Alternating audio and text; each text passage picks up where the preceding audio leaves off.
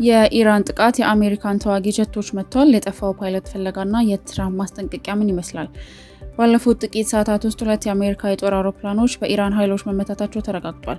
በአሁኑ ሰዓት ደግሞ አንድ አሜሪካዊ ፓይለት በኢራን ምድር ውስጥ በመጥፋቱ ከፍተኛ ፍለጋ እየተደረገ ሲሆን ፕሬዚዳንት ትራምፕ ጠንካራ ምላሽ እንደሚሰጡ ዝተዋል።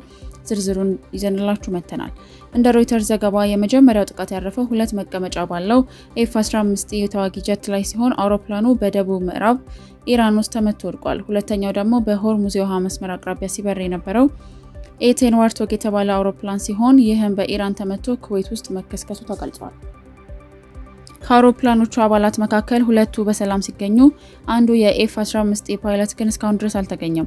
የኢራን አብዮታዊ ዘበኛ IRGC ፓይለቱን በቁጥጥር ስር ለማዋል ሰፊ አሰሳ እያደረገ ሲሆን የኢራን የደህንነት ኃይሎች የጠፋውን አሜሪካዊ የአየር ኃይል አባል በህይወት ለያዘ ወይንም ለጠቆመ ዜጋ የ50,000 ፓውንድ ወይንም $66,000 ሽልማት እንደሚሰጡ በመንግስት ሚዲያቸው በይፋ አውጀዋል። ጦርነቱ ከተጀመረ አንስቶ እስካሁን 365 የአሜሪካ የጦር አባላት መቁሰላቸውን ዋይት ሃውስ አስታውቋል። በቤይሩት ፋሲካን ተገን በማድረግ ከፍተኛ ፍንዳታዎች የተሰሙ ሲሆን በእስራኤል ደግሞ በደረሰ የሚሳኤል ጥቃት የመንገድ መደርመስና የውሃ መጥለቅለቅ አደጋዎች ተከስተዋል።